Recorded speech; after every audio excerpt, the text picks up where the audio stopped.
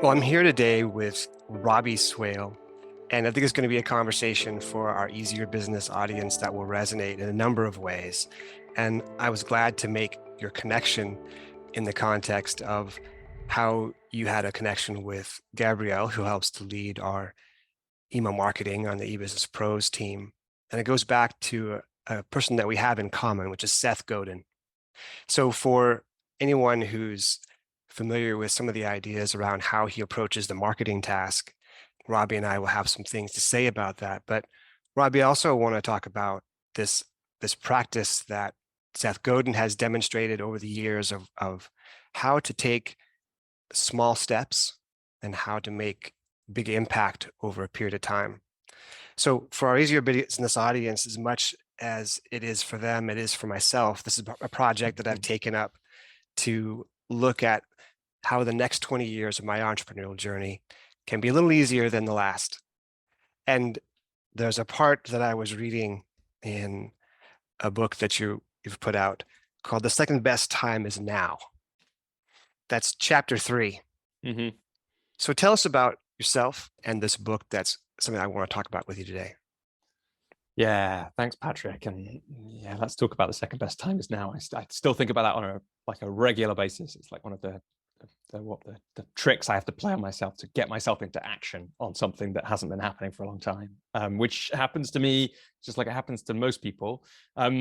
My name's Robbie, and I work as a leadership coach. And these days I have to also say things like I'm a podcaster and an author too. My work really has 3 prongs to it, 3 kind of parallel streams. I do a lot of work with leaders, and what I often call it is that the coaching I do there is we're often thinking about something like leading with honor, which might, in some ways it really, I feel like in lots of ways, actually, it really resonates with some of the things we've spoken about easier business. Often the leaders or entrepreneurs who come to me, they've had quite a lot of success already, but what they're interested in the next phase is a different type of success. And often that is, I'd like to succeed more with my business, but I don't want it to feel like this.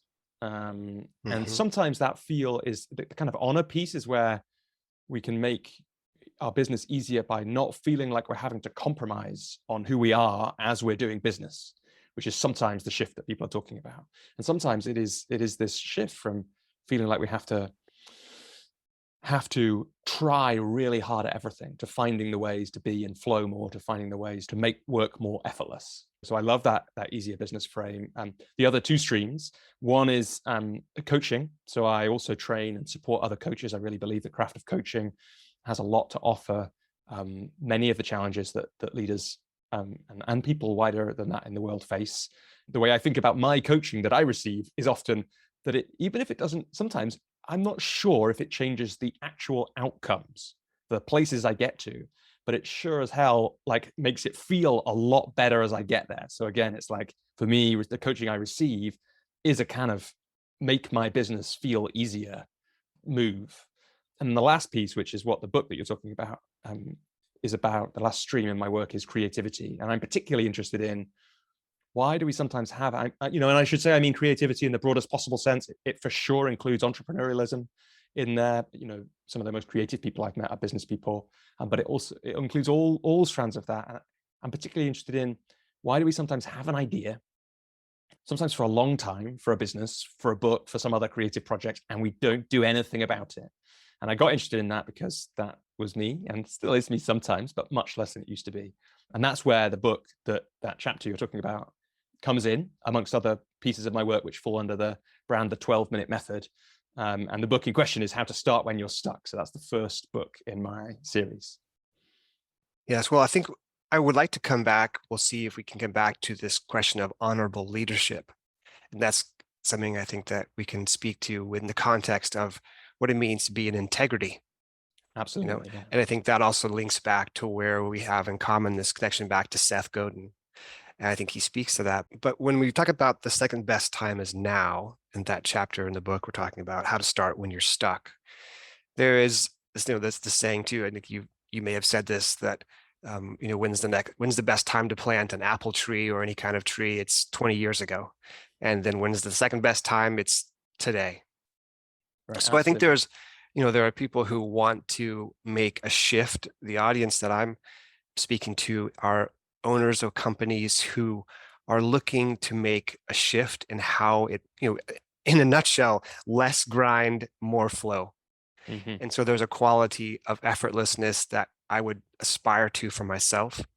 And at the same time, there's something about business that you feel like you need to make a hustle or a big push. And there's times you buckle down, so to speak, and give a real hard effort. But that's the interesting dynamic then, isn't it? How to be somewhat concentrated in our work and then find those moments or times when it feels more effortless and to make that more of a consistent experience for ourselves. And that's kind of underlying this idea of what Easier Business is hoping for. But there's a theme I think I'd like to talk about with you for trying to forecast where we go with this. It has to do with this matter of practices. And what are the things that we can do and introduce into our business that feel like they are not huge leaps, but small, incremental, and consistent steps we can take?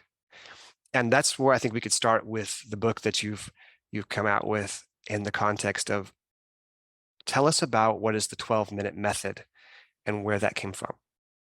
Yeah, well, it was funny ahead of this conversation. I knew we were going to be talking about the book a little bit, partly because I think as this conversation comes out, it's going to be free on Kindle for a few days at the end of March, start of April 2023. So if people happen to be listening now, they can grab a copy.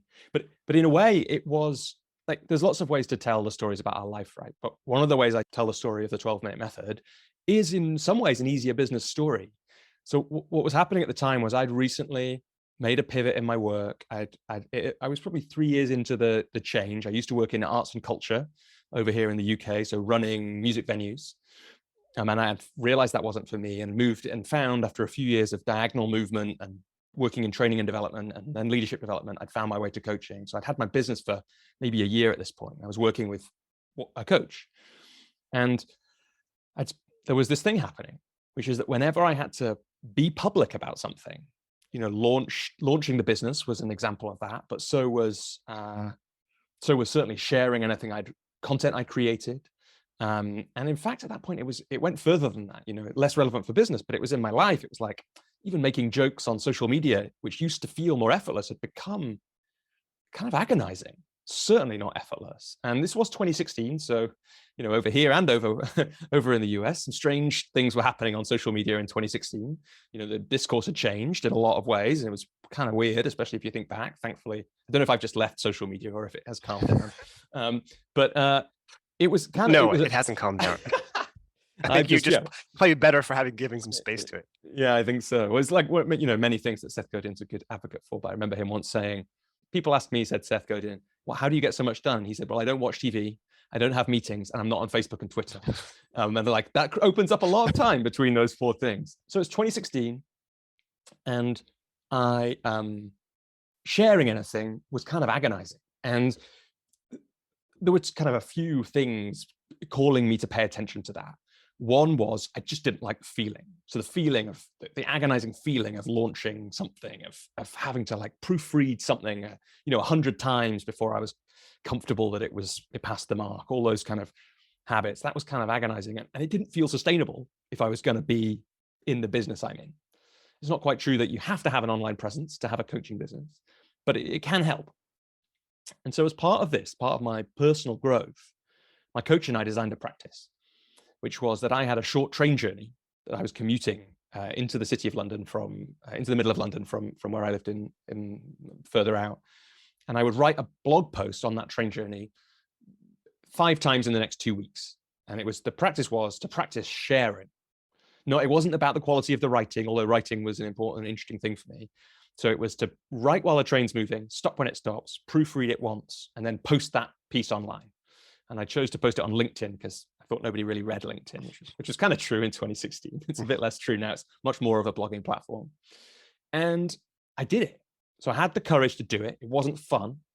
It wasn't nice or pleasant, but it did kind of feel good. It's like the post-workout energy is one of the things I would say. It's like I don't usually look forward to doing weights, for example. Some workout, some exercise a bit more, or running when I used to do that more. But afterwards, there's a feeling of like that was a good thing to have done. And that's what it felt like with this writing. So then after that, I made it into a weekly practice. And after a while, the reason it's called the 12-minute method, not the train method, is I stopped getting the train and I checked how long the train took that day, one day, and it took about 12 minutes. And so now what I do is I set a timer for 12 minutes, write while the timer's going, stop when it stops, proofread it once, and post it. And this is 6.5 years later. And so there are now over 300 of these articles, which are on LinkedIn and now on my website. And then one of the most interesting moments came when about 3 years in, for various reasons, including, again, a Seth Godin inspiration, I thought I could put my blog into a book. Because it's actually, they were only on LinkedIn at the time. It's actually really hard to find my own blogs on LinkedIn, let alone for somebody else to find them. If somebody wanted to go back and read all my blogs, how would they do it? So, well, I could make a book of it. Why not? And then I realized that the 120 odd posts from those first 3 years came to 80,000 words, which is actually like really too much for a book. In the end, that's why it's a series of 4 books. And then what was kind of spooky was, so I thought it'd be funny. I thought I could call the book, I wrote this book in 12 minutes, which appeals to my sense of humor. And I said this to my friend Steve, and Steve, who's a copy editor, who was going to help me like do the final touches on the book. And he said, it's a great title, but can the book do what the title does? And this was then a really interesting moment because I got all these blog posts out and I thought about what was required to do something. You know, the title, I wrote this book in 12 minutes, kind of says, well, if Robbie wrote a book in 12 minutes, I should probably get on with doing that thing that I haven't done. And it turned out that I had been writing about that, not exclusively, but almost exclusively for those 3 years, which retrospectively is not a surprise to me because I was writing about what I was interested in, and what I was interested in was my own creative struggles and the clients I was working with. But it meant that I had 80,000 words, not about anything, but actually about these struggles with creativity, with getting ideas done. And that's how, in the end, the 4 books in the 12-minute method series were written. So it's quite a long answer to the question, Patrick. So yes, yeah. No, I think what you're describing is how consistent effort in little ways over time can turn into something much bigger than you imagine when you start. That's absolutely right. And also, you know, when I was doing the second book, which is called How to Keep Going When You Want to Give Up, I found myself becoming really obsessed with Aesop's fable, The Tortoise and the Hare. Because I think that you speak to the hustle, this sense that in business we have to hustle, right? And that's the story, really. But that's the hare, right? And if people don't remember the fable, the tortoise and the hare have a race, and the hare can run obviously much faster. And then he or she stops to like sunbathe because he's so far ahead of the tortoise and falls asleep. And the tortoise, who keeps going slowly but surely with his steady pace, wins the race. And, you know, I think there's something like, so I've become obsessed with the tortoise. And I think we should probably give the tortoise a bit more credit or pride of place in business. Yeah, it's not often on the cover of magazines, though, is it? Exactly right. This is probably part of the problem, that the hustle and the moments of magic and the rags to riches stories, they're kind of glorious. We love them. And it's quite unfashionable to say, well, I did a tiny bit of work every week for 6 years, and now I've got this massive archive of blogs. Like, that's not really a cool story. And yet it probably is the story of far more businesses than we think. And certainly for individuals, there's a huge value in practice. And often, like you say, that the small practice can create much more over a long period than we think it will. Yeah, and so I want to speak more about that, but to look ahead from, what I'd also like to get to in this conversation is how we find opportunities to take things away. Because as much as you want to add a new practice, let's suppose I feel inspired by this, and I have felt inspired by your book to begin a 12-minute writing practice. So I'm going to be adding that to my morning routine. And then I also have to ask yourself, but what do you take away? Because how do you make room for the things that are more important? And that's, I think, also what's underlying any practices that someone takes up is, where do you make room for them? And so you spoke to Seth not being in Twitter and not being watching TV, right? He's also, famous for saying that it's not art until it ships. And which is to say, it's not something he's all about shipping and going forth with something that's imperfect. So to make room for that new thing you want to create, where do we take away? Yeah, it's a really important thing to say. Let me just catch a thing though. My practice, and this was really important, was 12 minutes a week, which requires a lot less taking away than 12 minutes a day. I just want to say that because you said you were going to add it to your morning routine. Yes. My personal view is if I had tried to do 12 minutes a day, there's no way I would have kept that habit going for 6.5 years, because there would have been too many days that got missed. And so I guess one of the 12-minute methods lessons for me is better to have a habit. If you have a habit or practice that you can keep going no matter what, then that's much better than having I mean, if you can keep a faster or more frequent habit going, fantastic. But if you're going to keep that going for 3 months and then stop, better to have the slower one that you can keep going indefinitely, because that's where then everything kind of becomes possible if you know you can keep your habit going indefinitely. So I wanted to catch that. But then what you're saying is really important, Patrick. I'll forever be grateful to a woman called Sarah Cartwright, who I was at a workshop. It was in my career transition. So I was kind of project managing leadership programs, and I was sitting in on one of Sarah's sessions, and it was a session, I can't remember what it was about, difficult conversations or presenting with impact or something. I can't even remember how we got to this, but she just said kind of off the cuff, and of course, when you say yes to something, you're saying no to everything else. And if you say no to something, that creates the opportunity to say yes to something else. And some people will have heard this before, and it definitely wasn't Sarah's idea, but I'd never heard it. And that idea, having that so clearly, has absolutely changed how I run my business and make choices and do prioritization. And, you know, I'm not just saying that I'm not saying that I'm a superhero, but when I think about, I ran some workshops on with a rather grand title, How to Be More Productive, last year. And I was feeling the imposter syndrome at the start of that, because I was like, who am I to say that? And then one of the ways to deal with imposter syndrome is answer the question, who am I to do this? Why am I the right person to do this? You know, and I have 4 books, 2 podcasts, 600 blog articles, a business, and I only work, since my daughter was born 2 years ago, 4 days a week. So it's like, I don't feel productive because I imagine productivity is hustle, but my life is more effortless than it used to be. And that comes down to exactly what you're saying. We have to say no to some things. And I guess one of the things that I think about a lot and often introduce to clients is, in a way, what we want to be doing in our businesses is the things that we are uniquely suited to doing. That's where we can make the most contribution. So where our strengths meet the things that interest and intrigue us, meet the things that energize us. And often that's, you know, different people call that different things. Flow is one. Gay Hendricks calls it the zone of genius, which is an evocative phrase that I love. You could just call it a strengths-based approach. And often that's one of the ways to achieve more while feeling like you're doing less, because usually our strengths, they actually come easily to us. They're not something we have to put a huge amount of effort into.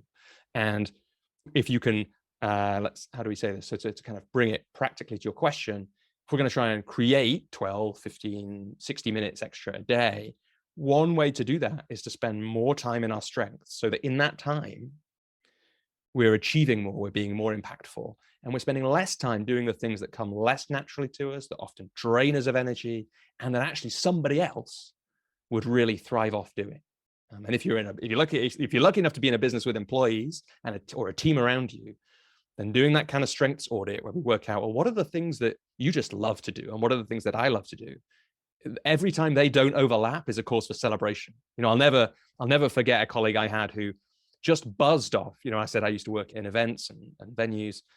I used to find the actual events kind of stressful. It's like, stuff will go wrong. And have I thought of anything? And that was kind of stressful. But my friend Anna, my colleague Anna, buzzed off that stuff. And I just find it almost impossible to imagine buzzing off the chaos of a live event. You know, I loved it afterwards and I loved what we achieved, but I found it stressful. So remembering that Anna did that was great. And every time I could get her doing the live bit and me doing the prep or the post-event stuff, we were in business. Yeah, I think that where those moments of flow in your work become really clear, to grab onto those and try and let go of so much else. I found myself in a conversation yesterday with a business owner who's got 50 employees. And a lot of my work is in the e-commerce space with helping businesses develop their online sales channel. And his role as the owner of the company is expansive. There's no shortage of people pulling and calling on his attention. And we were having a series of conversations looking ahead for the year, what's happening in the e-commerce priorities for the company. And there were moments where I could feel his overwhelm. I could feel his almost exasperation. I brought up something that we talked about 6 months ago that he hadn't made a decision on yet. It's still there, it's still a problem. And there was a mounting at one point, he kind of put his hands down on the table and just sort of leaned back in his chair. And I could feel like I was just about tipping him over the edge. Like you can only give up so much, and it reaches a point where it just was too much. And I think that one of the things I've noticed in working with this client for almost 10 years is that too many things he's held on to with respect to what he's responsible for. And it's often a dilemma when it's also a second generation family business. So there's a sense of responsibility, like, don't screw it up. What dad created, it's got to be, I've got to make sure it's done well. And then it's like, well, he needs to hang on to that part and he needs to hang on to that part. And so there's an accumulation of decisions that have been deferred and deferred. And it just was so poignant yesterday watching him just push himself back from the conference table. And it was just reached a point of completely filled up, couldn't take one more decision, one more moment. And so I think that question of where we pull things back, and whether it's a matter of delegation, whether it's a matter of however you want, collaboration, people coming alongside you, what can you do to find where your real strength and opportunity is? As we're recording this, it's almost coming up on Easter. And in the Christian tradition, there's this idea of setting something aside during this period of the 40 days before and this period of Lent. And I find myself thinking about that as I sit in church on a Sunday and we look up at the altar. There is off to the right, there is what's usually a big flower arrangement. And one of the things I gave myself permission to do a couple of years ago, I created a space in my life for, is to arrange flowers. Something that just felt like, honestly, it felt like something a woman should be doing. I mean, just in my own conception, like, just, I don't know anybody that was a man that talked about flower arranging, at least, in my immediate circle. So I put myself in the situation of every so often I will arrange the flowers at the church. And it's a time of real creativity. It's sensory. I mean, the fragrance of the flowers. I can go into a market and have all these, these choices and put together this beautiful arrangement, bursting with color, the aroma, the textures of the smooth leaves or different petals. And it's this kind of explosion of growth and beauty. And I think that's what we hope for in our business. We want to have this sense of growth, of expansion, of, beauty, in a sense, as something is created. And so what instead I've been looking at, and what's set aside during this period of Lent, is a spare branch with no leaves. It's just like it's like a branch of a tree in wintertime, and that will last here and up until Easter. And so it's like this kind of very visual, set aside whatever theology or ideas you might have about how that plays out in the Easter season, but just to see this visual of this spare branch with nothing, no leaves, no blossoms, whatever. It's like, it's a period of time where you take things away, you take something away, and there's a period of rest and spaciousness. Now, in the springtime, of course, then there's this moment where things just explode forth with growth, right? So I think there's a time that just seems like a very tangible example to me of where there's a period of maybe passivity or rest or taking things away. And then when it's time to come and bring back the flowers, it has this poignancy to it. It comes back with a burst of energy.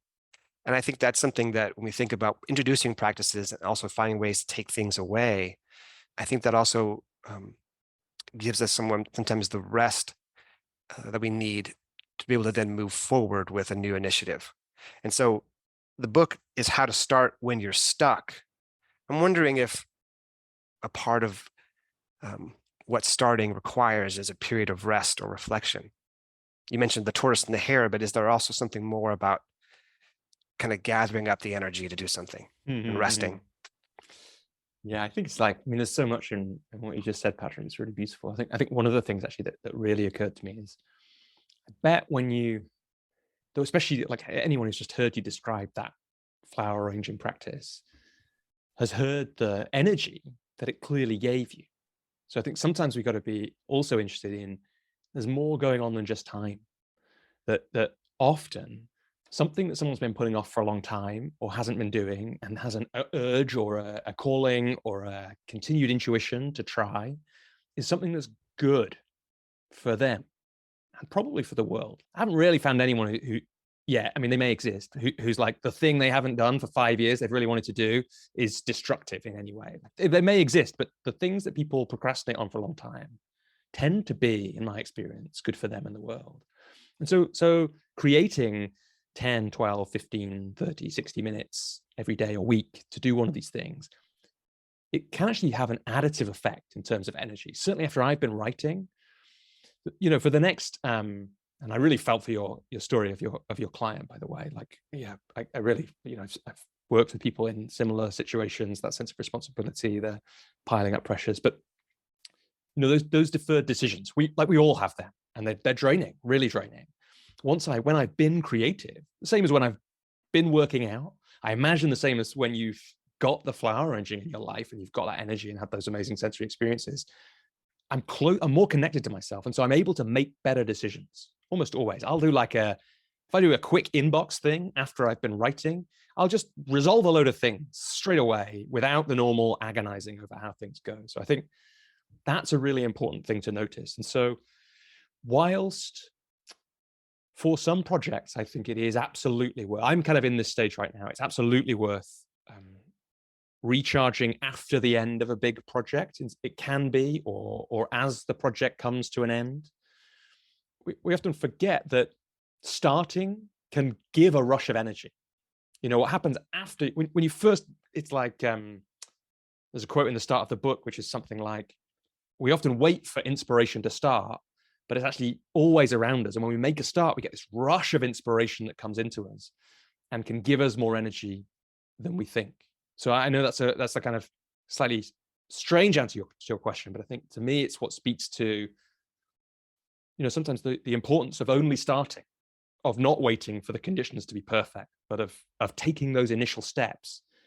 Because what it takes to make those initial steps is often just real courage to change things, to be in a different way, to share the first article in my case, whatever it might be, to do the first flower arranging when you've got this story, which I'm sure many people listening do, that that's the thing that women do exactly right. Like certainly in my community, the same. And yeah, I can just, hearing you tell the story, right, I get this like sense of how wonderful it would be to spend time doing that. Yeah, the women on the flower committee weren't quite sure whether to leave me unsupervised for several months. Exactly, but I bet so it probably took some courage to go into that meeting and say, I want to help with this. But courage is a rush when we do it. I have them on this page as part of the book, page 66.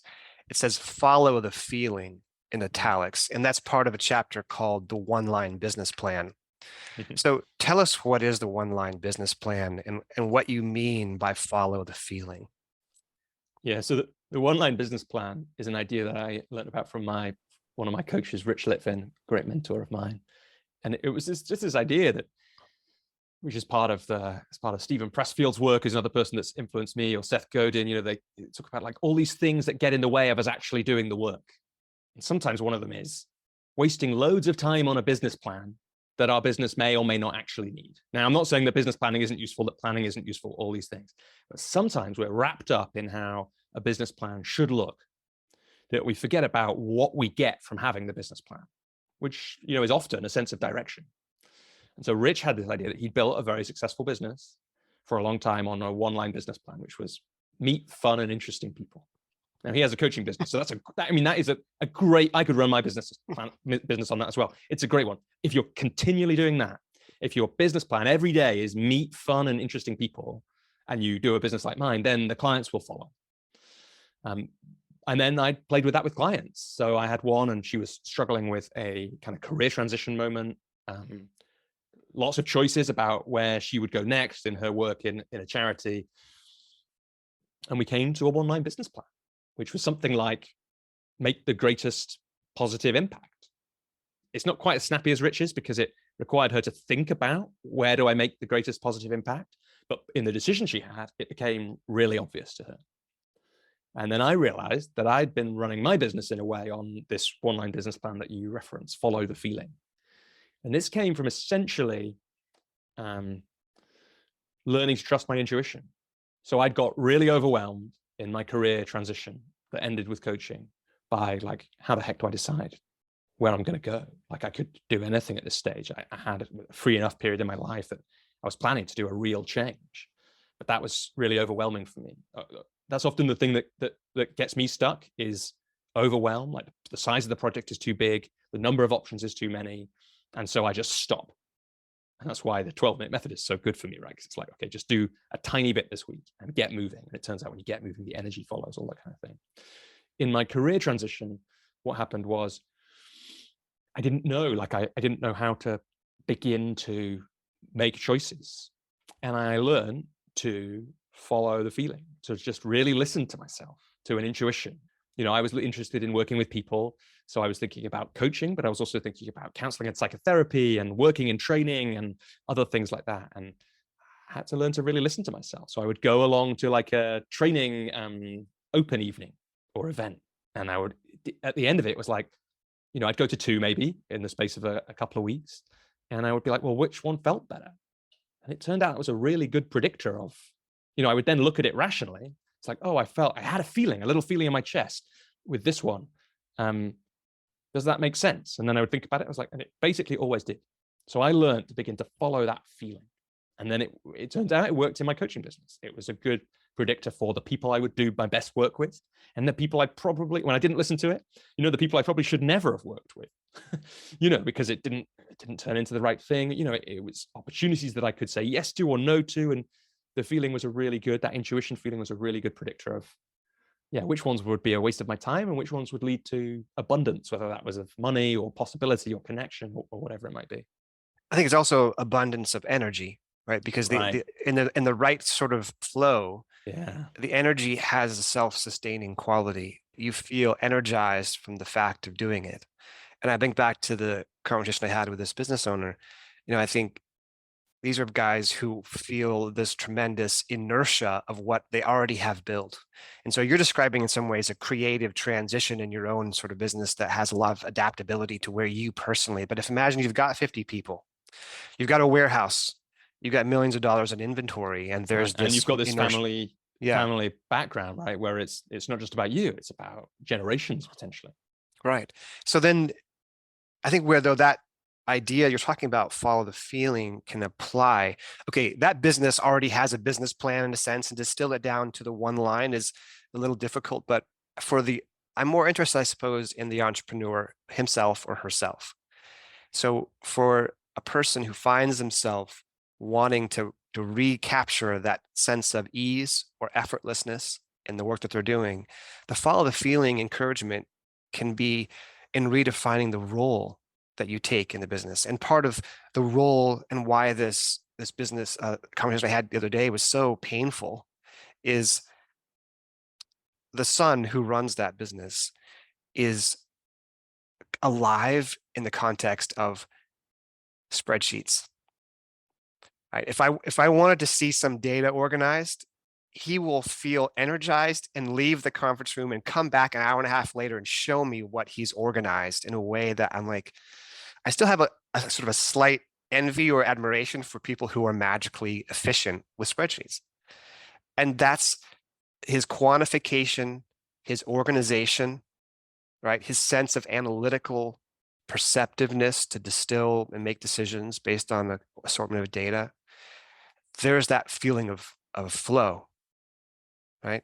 But we were having a conversation about the marketing vision for the rest of the year, and marketing is kind of amorphous, right? Will it work? Right? Do we need better photography? Like, what's better photography anyways? How do you measure that? What is it? What will people respond to? Right? And so it's all not in a space that feels energizing. Mm-hmm. And I think that one of the things that I think your encouragement to this 12-minute method, back to that, is even in the act of writing, which is specifically what you're talking about, to write for those couple of minutes. I think that the practices apply across all different kinds of endeavors. But one of the things that happens when you write is there's a sinking into yourself and almost a self-remembering, a sense of being with your own feelings. And that's why it can be kind of paralyzing, right? Then to look at the blank page and then feel like, oh, there's so much coming up, or there's like a feeling of absolutely nothing. What do I type? Mm-hmm. But it does give you this sort of connection back to yourself to put words on the page.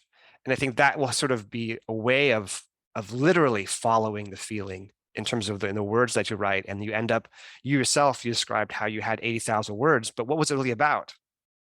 Well, you after 80,000 words, you recognize there was these big themes that kept coming up, right? And then that becomes part of how you shape your own work and where you go as far as defining what you're someone, what you can teach someone. Yeah, absolutely. Absolutely. And look, there is something about a creative practice like writing. It is a really good practice to have for the reasons you said. And I'd heard people like Seth Godin talk about how, if you write how you think, then as you practice writing, you're practicing thinking. And if you write how you speak, then if you're practicing writing, you're practicing speaking. And I've definitely found those to be true. And the other things people who have writing practices say, if you're going to be writing on Friday, then come Thursday, your mind's starting to collect ideas for you. So as you have the practice, it becomes less and less about, less and less is the problem of a blank page, as long as you capture those ideas somewhere on some note on your phone or on a piece of paper. And it's a powerful way to get into flow and experience some of that and have one of those energy giving activities. And there's probably a couple of things to catch as we kind of make it real for people for whom writing may not be the thing. It's like, I can imagine for the client you're talking about, he does need to make sure, I would say, in his week, he's got some time with the spreadsheets, ideally every day, like give himself a task, and it doesn't have to be 12 minutes. It turned out 12 minutes was really arbitrary, actually. The train was almost never 12 minutes long. It's just, which I really like, it was just the one I checked, because the 12 minutes doesn't really matter, right? It is quite a good amount of time to write an article in, but doesn't have to be that. If he can get himself 30 to 45 minutes in data every day, or a couple of hours every week, I imagine that'll change his energy. But at a really high level, for me, the power of the 12-minute method, the tortoise and the hare, that kind of thing, is make some time every week for the important but not urgent.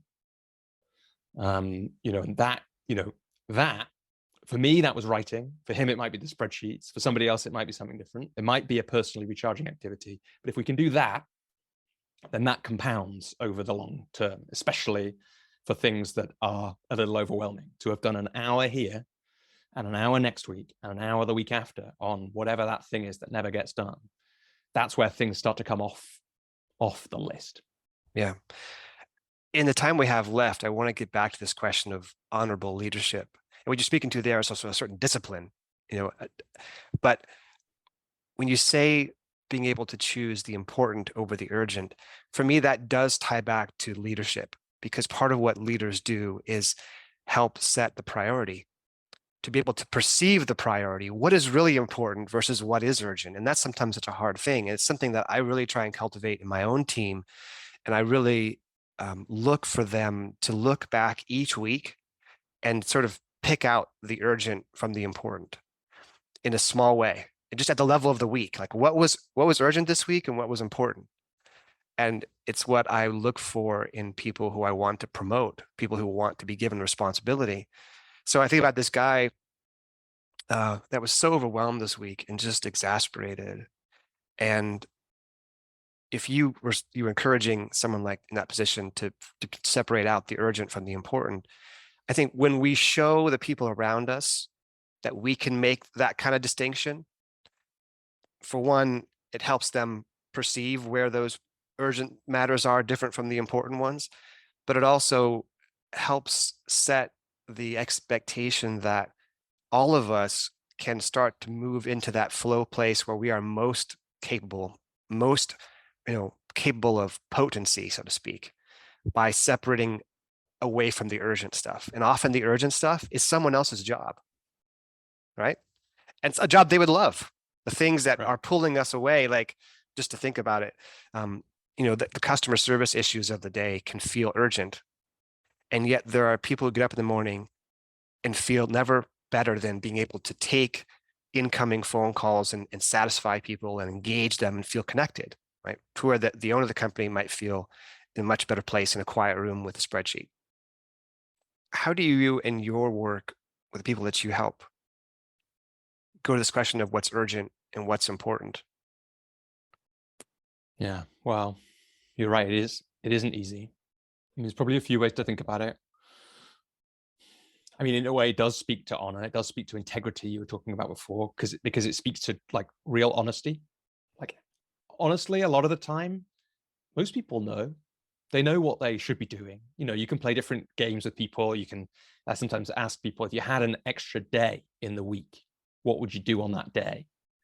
Because that's asking the question, if people want to be more productive or manage their time. It's like, well, let's find out why. Like, if you could manage your time better, what would you do? What would you get that's more important than managing your time better? And it's always doing something.